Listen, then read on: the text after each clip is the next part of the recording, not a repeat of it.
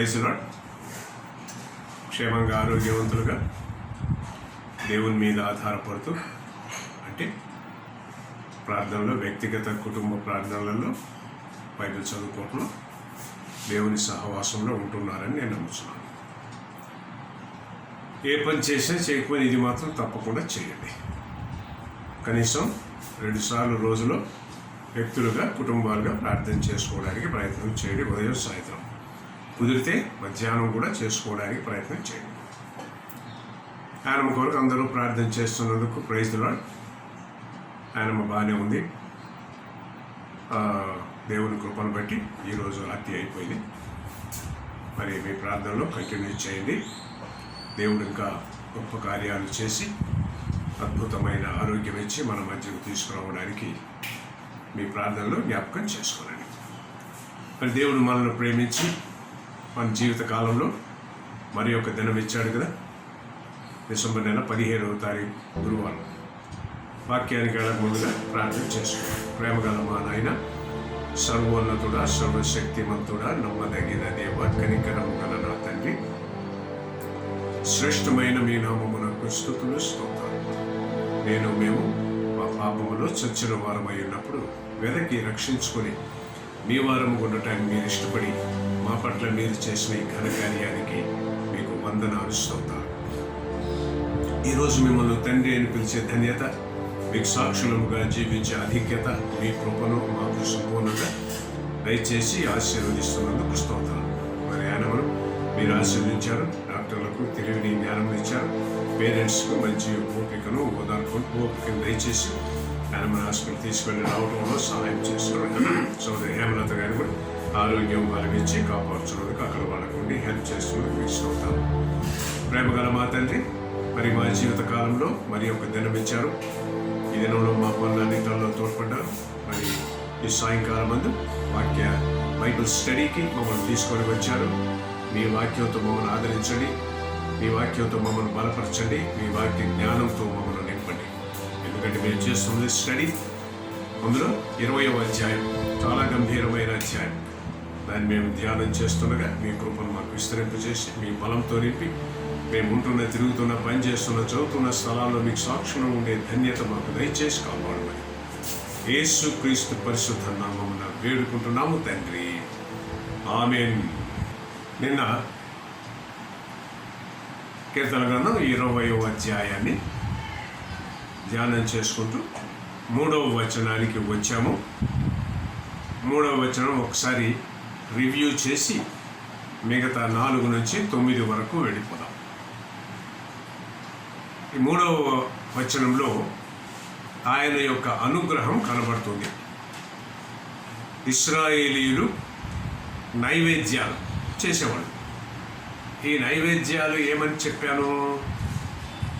యేసుక్రీస్తు చేయబోయే త్యాగానికి గుర్తుగా ఆ దినాల్లో దేవుడు వీరికి ఈ నైవేద్య ఆచారాలు పెట్టాడు. కాబట్టి కొత్త నిబంధనలో ఉంటున్న మనం ఈ నైవేద్యాలు, ఆచారాలు అవసరం లేదు. ఎందుకంటే ప్రభువు మనకు వచ్చేసాడు కాబట్టి. ఆయన మనకు సహాయం చేయగలడనే గట్టి నమ్మకం మనం కలిగి ఉండాలి.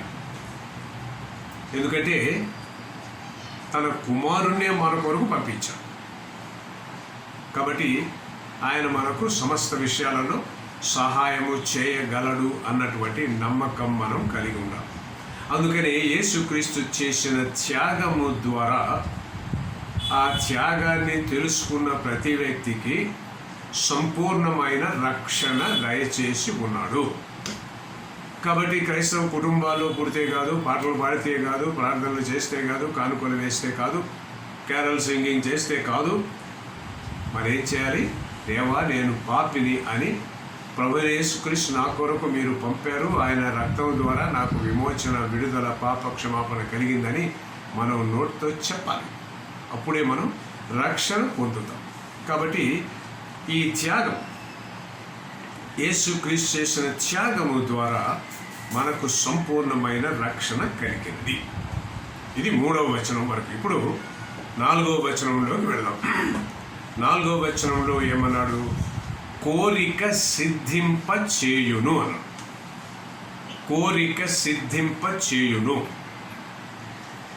చూడండి ప్రియమైన వాళ్ళ, దేవుని వాక్యము చేత మనము శుద్ధి చేయబడిన తరువాత ప్రార్థన తరువాత మనకు కావలసింది ఏమిటి? వాక్యం ద్వారా శుద్ధి చేయబడ్డాం, ప్రార్థన చేయడం నేర్చుకున్నాం.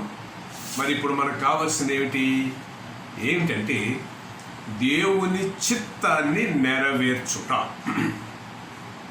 కాబట్టి ఇప్పుడు ప్రతి విశ్వాసి చేయవలసింది ఏమిటంటే దేవుని చిత్తాన్ని నెరవేర్చడం. అప్పుడు మనకు సంపూర్ణ ఆనందం కలుగుతుంది. ఎప్పుడైతే మనం దేవుని చిత్తాన్ని నెరవేరుస్తామో అప్పుడు మనకు సంపూర్ణమైన ఆనందం కలుగుతుంది. మరి దేవుడు కూడా మనమందరం సంతోషముగా ఉండాలి అని కోరుకుంటున్నాడు. కాబట్టి మనం దేవుని చిత్తానికి సమర్పించుకోవాలి, అంతే కదా. నీ కోరికను సిద్ధింప చేయగలను అన్నాడు. నీ ఆలోచనలను సఫలపరచగలను అన్నాడు. ఇవన్నీ సాధారణంగా మనం రోజువారీగా ఉన్నవే కావచ్చు. అంటే మన జీవితంలో మనం అడగకపోయినా నీ కోరికలను సఫలపరచును అన్నాడు కదా. నీ ఆలోచనలను సఫలపరచు, నీ కోరికలను నెరవేరుస్తాను. మనం అడిగినా అడగకపోయినా మనకు ప్రయాణాల్లో తోడ్పడుతూ అన్ని విషయాల్లో సహాయం చేస్తూ దేవుడు మనకు తోడుగా ఉంటున్నాడు. కాబట్టి కోరిక సిద్ధింప చేయును అని దీని అర్థం. మరి 5వ వచనానికి వెళ్దాం. 5వ వచనంలో జయోత్సాహము చూపుదురు అన్నాడు. వాక్యం ముందు పెట్టుకొని ఉండండి, చదువుతూ ఉండండి. జయోత్సాహము చూపుదురు. ఇక్కడ 50 మంది విశ్వాసుల సంగతి చెప్తున్నాడు. నీ రక్షణను బట్టి జయోత్సాహము చేయుచున్నాము అన్నాడు.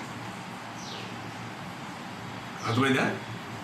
అంటే గమనించండి, విజయము ఒంటరిగా జరిగేది కానే కాదు. మనం అనుకోవచ్చు నా వల్ల జరిగిందని, కాదు.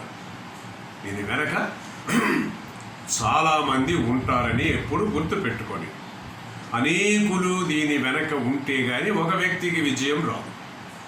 అనేక శ్రమలు నీ విజయంలో ఉన్నవి అని గుర్తుపెట్టుకోండి. అందువల్ల అందరితో మనం ఈ విజయాన్ని పంచుకోవాలి. నిన్ను ప్రేమించే వారందరి కొరకు ప్రార్థన చేయమన్నాడు. నిన్ను ప్రేమించే వాళ్ళందరూ నీ గురించి ప్రార్థన చేస్తున్నారు కాబట్టి నువ్వు కూడా వాళ్ళ గురించి ప్రార్థన చేయాలి. ఎందుకంటే మనం శ్రమల్లో ఉన్నప్పుడు వాళ్ళు ప్రార్థనలు చేస్తున్నారు. నీకు ప్రోత్సాహాన్ని కూడా ప్రార్థన ద్వారా వాళ్ళు దయచేస్తున్నారు. అందుకే నీ విజయంలో అందరి పాత్ర ఉన్నది. ఒక రాజు యుద్ధం గెలిచాడంటే ఆయన కాదు కదా, సైన్యం. కాబట్టి ఒక స్టూడెంట్ మంచి ర్యాంక్ వచ్చిందంటే వాడు అప్పుడే కాదు కదా, టీచర్స్, హెల్పర్స్, పేరెంట్స్, ఎంతోమంది. కాబట్టి ఒక విజయం వెనక చాలామంది ఉన్నారని, జయోత్సాహము చూపేవాళ్ళు ఉన్నారు. కాబట్టి వారందరి విషయం మనం ప్రార్థనలు చేయాలి. ఈ కీర్తనకారుడు ధ్వజము ఎత్తుచున్నాము అన్నాడు. ధ్వజము అంటే ఏంటి తెలుసు కదా మీకు? ధ్వజం అంటే ఏంటి? జెండా. ధ్వజం అంటే జెండా. ఈరోజు భాషలో మనం చెప్పాలి అంటే ఏదో పార్టీ మీటింగులకు వెళ్ళినప్పుడు లేకపోతే ధర్నాలు పాడు చేసినప్పుడు పార్టీ జెండా పడతారు, కానీ మిగతా సమయాల్లో పార్టీ జెండా పట్టరు. అంటే జెండా మనకి ఎక్కడ కనపడదు. అందులో మన దేశంలో ముఖ్యంగా ఈ నేషనల్ హాలిడేస్ అంటే ఇండిపెండెన్స్ డే, రిపబ్లిక్ డే, ఆ రోజు మాత్రమే జెండా ఎగరేసి దండం పెడతారు. ఆ తర్వాత జెండాను కూడా పెట్టించుకో. కాబట్టి ఇక్కడ జెండా అంటే నేనేమనుకుంటున్నానంటే, లేదా దైవజనులు ఏమన్నారంటే ప్లే కార్డ్స్ అంటే ఒక అట్ట రాసి దాన్ని ఇట్లా పట్టడం కానీ లేకపోతే దానికి ఒక కర్ర పెట్టి ఇట్లా వీ డిమాండ్ జస్టిస్ అని పెడతాం చూస్తా, అది ప్లే కార్డ్స్ పట్టుకొని ఉన్నారు. మరి గమనించండి, సంఘ కూడిక ఎప్పుడు జరిగినా అక్కడ చేరిన వారందరూ ఆనందంగా ఉండాలి. అందుకనే వాళ్ళ ప్లే కార్డ్స్ మీద పట్టుకున్నటువంటి కాగితాల మీద ఏమని వ్రాయబడి ఉందంటే, చూడండి, దేవుని వాక్యంలో చెప్తున్నాను, నీ ప్రార్థనలన్నీ యెహోవా సఫలపరచును గాక. నీ ప్రార్థనలన్నీ యెహోవా సఫలపరచును గాక అని ఒక ప్లే కార్డ్ పట్టుకొని ఉన్నారు. అవి క్రీస్తు శరీరాన్ని పంచుకొనుట అంటే దాని అర్థం అది. క్రీస్తు శరీరాన్ని పంచుకున్నటువంటి విశ్వాసులందరూ కూడికలో చేరినప్పుడు ఆనందంగా ఉండాలి. నీ ప్రార్థనలన్నీ యెహోవా సఫలపరచును అన్నటువంటి ప్లే కార్డ్తో మనం దేవుని సన్నిధిలో రావాలి. ఇది 5వ వచనంలో చెప్పాడు. మరి 6వ వచనానికి వద్దాం, చూడండి. అభిషేకింపబడిన వారి స్పందన అన్నాడు. 6వ వచనంలో అభిషేకింపబడిన వారి స్పందన. 6 నుండి 8వ వచనం వరకు రాజుగారి స్పందన కనబడుతూ ఉన్నది. రాజుగారి స్పందన, అందుకని ఒకసారి 6వ వచనం చదువుతున్నాను. బైబిల్లో ఉన్న వాళ్ళు ఒక్కసారి ఫాలో చేయండి. యెహోవా తన అభిషిక్తుని రక్షించునని నాకిప్పుడు తెలియను, రక్షణార్థమైన తన దక్షిణ హస్త బలము చూపును, తన పరిశుద్ధాకాశములో నుండి ఆయన అతనికి ఉత్తరమిచ్చును. ఇది 6వ వచనం. ప్రియమైన వారు, యెహోవా తన అభిషిక్తుని రక్షించునని నాకిప్పుడు తెలియను.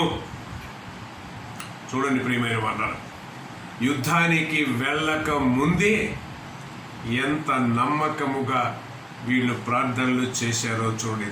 యెహోవా తన అభిషిక్తుని రక్షించునని నాకిప్పుడు తెలియదు. యుద్ధానికి వెళ్ళాలా, కానీ జయం వచ్చేసినట్టుగా చెప్తున్నారు ప్రియమైన వారు. మరి విశ్వాసి యొక్క విధానము ఇలాగే ఉండాలి కదా.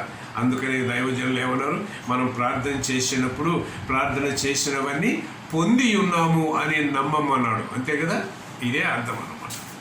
చూడండి, మనం చేసే ప్రార్థన దేవుని దగ్గరకు ఖచ్చితంగా వెళ్తుంది కాబట్టి మనం ఎంతో నమ్మకంగా ప్రార్థన చేయాలి. కాబట్టి చూడండి ప్రియమైన వాళ్ళ, అనగా భయము లేని విశ్వాస అంటే ఒక డెఫినేషన్. డాలస్ సెమినరీలో చదివి ఒక గొప్ప చర్చిని నడిపి కాలిఫోర్నియాలో శాన్ ఫ్రాన్సిస్కోలో పాలో శాన్ ఫ్రాన్సిస్కో పక్కనే ఒక పెద్ద చర్చిని నడిపినటువంటి ఒక దైవజనుడు డాక్టర్ రే స్టెడ్మన్ ఏమన్నాడంటే, ముందు ఇంగ్లీష్ చెప్తాను, తర్వాత తెలుగులో చెప్తాను. విశ్వాసి అంటే ఆయన ఇచ్చిన definition. A Christian is one who is completely fearless, constantly cheerful, and constantly in trouble. Mala chautan English. A Christian is one who is completely fearless, constantly cheerful, and constantly in trouble. ఇప్పుడు తెలుగు చెప్తాను చూడండి.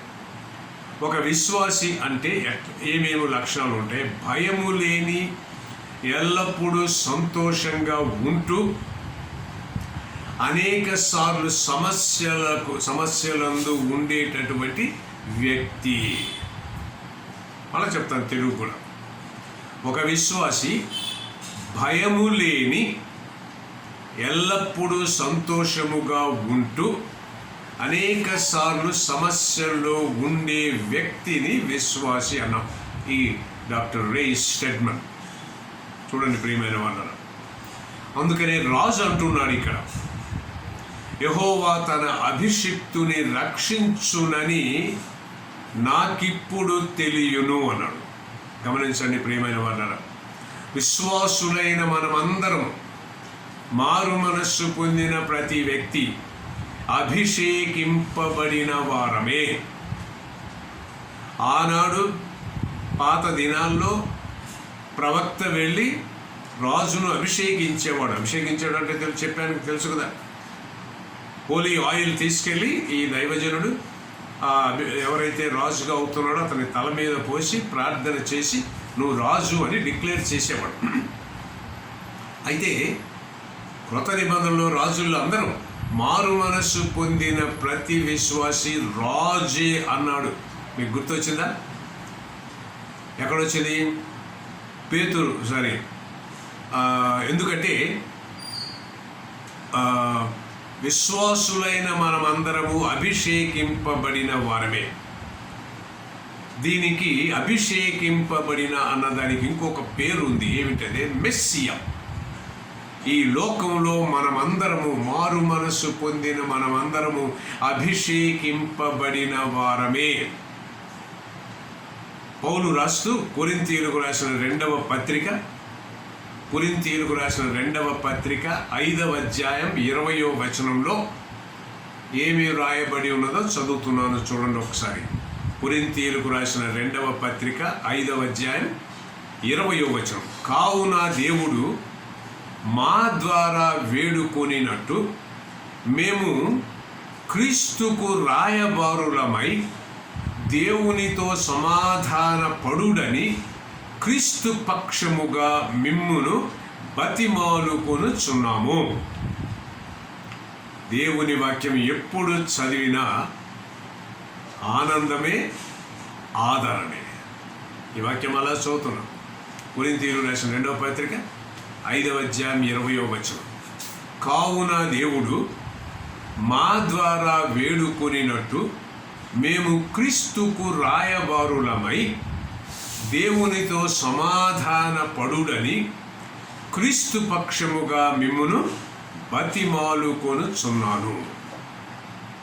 ఎప్పుడు చదువుకున్న ఆనందం, ఆదరణ దేవుని వాక్యానికి ఉన్న ఆధిక్యతే. నిద్రలో మేల్కొని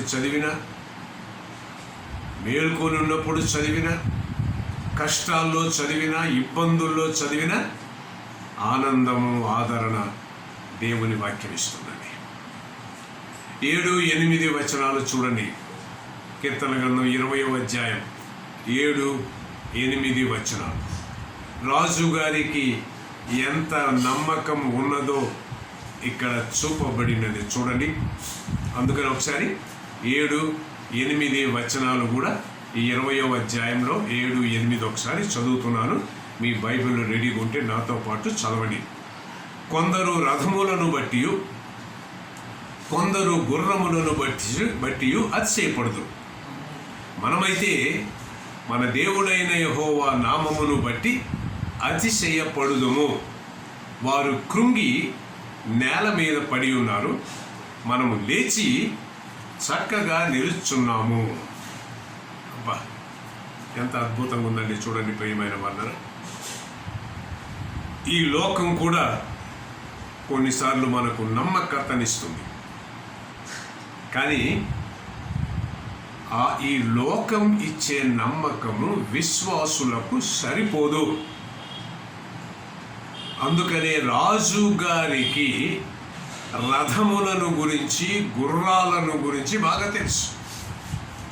అందులో పాతకాలంలో వాళ్ళు వాడినటువంటి రథాలు, గుర్రాలు స్పెషల్గా ఉండేటివి.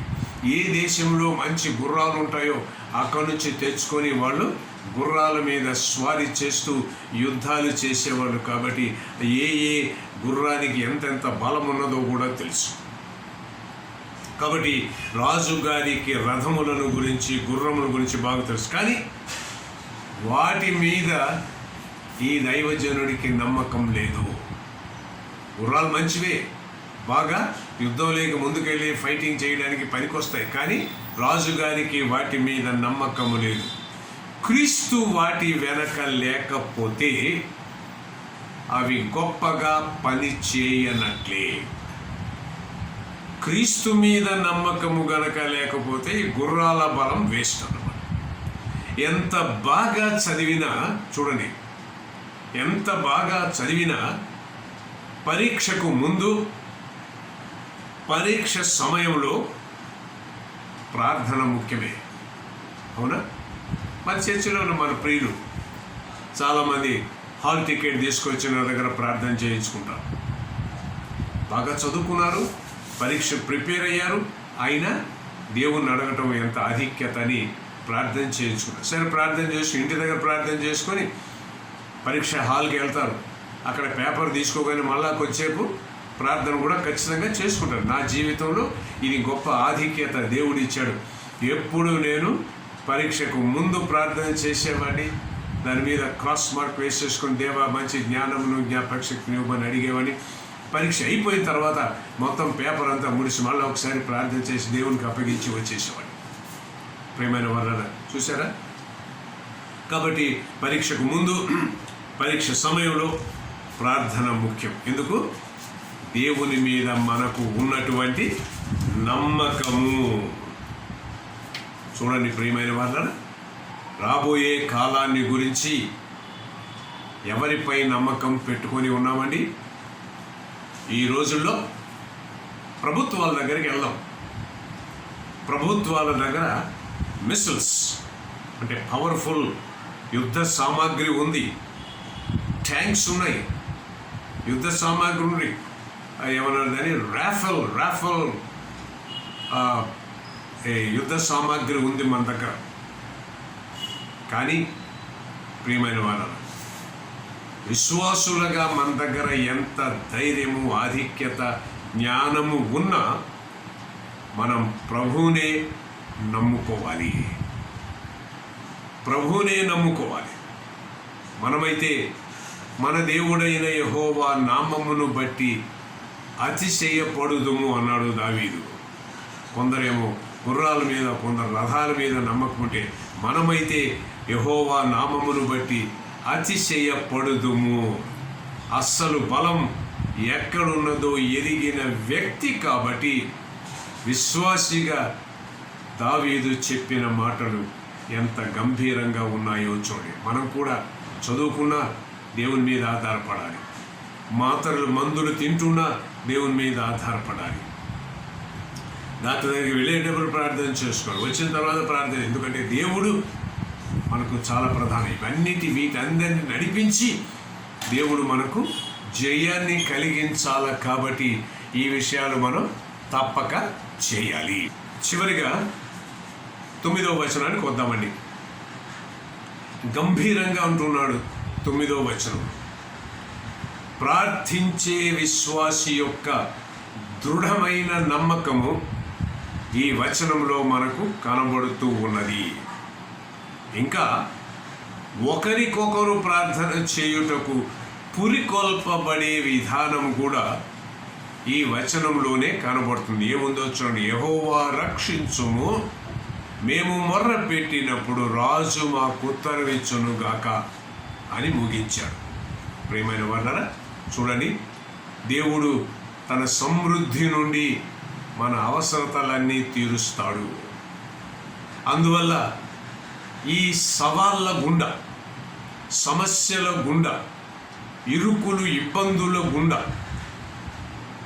అపాయాల గుండా, శ్రమల గుండా నడిపించే దేవుడు మనము ఆరాధిస్తున్నటువంటి జీవము గల దేవుడు. సమస్తము ఎరిగిన దేవుణ్ణి అడిగి సమస్తము పొందుతాం. అందుకనే మరొకసారి మొదటి వచనానికి వెళ్దాం. ఆపత్కాలమందు యెహోవా నీకు ఉత్తరమిచ్చునుగాక, యాకోబు దేవుని నామము నిన్ను ఉద్ధరించునుగాక, పరిశుద్ధ స్థలములో నుండి ఆయన నీకు సహాయము చేయునుగాక, సియోనులో నుండి నిన్ను ఆదుకొనుగాక.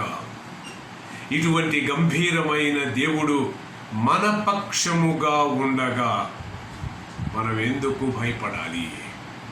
ఆయన మన ప్రతి అవసరతను తీర్చును కదా. ఈ నమ్మకం మనకు ఉండాలి.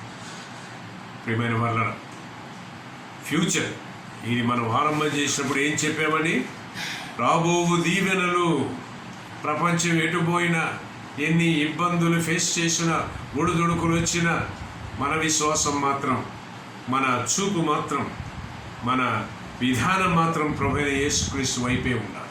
ఇటువంటి అద్భుతమైన విశ్వాస జీవితంలో క్రీస్తు మహిమ కొరకు జీవించడానికి, పరిశుద్ధాత్మను కలిగి జీవించడానికి పరిశుద్ధాత్మ దేవుడు తన శక్తిని, సహాయాన్ని మనకందరకు దయచేయునుగాక. ఆమేన్. ప్రార్థన చేసుకుందాం. ప్రేమగల మా తండ్రి, నమ్మదగిన దేవ, మహోన్నతుడ, శ్రేష్టమైన మీ నామమున క్రీస్తుకు స్తోత్రాలు.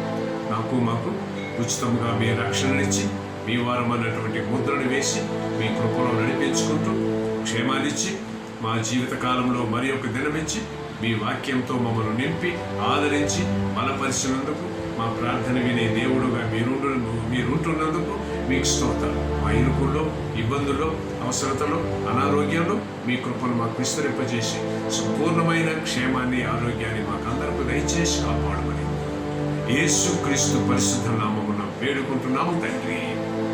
ఆమేన్. Praise the lord. Praise the lord. మళ్ళా మనం కొత్త సంవత్సరంలోనే కలుసుకున్నాం.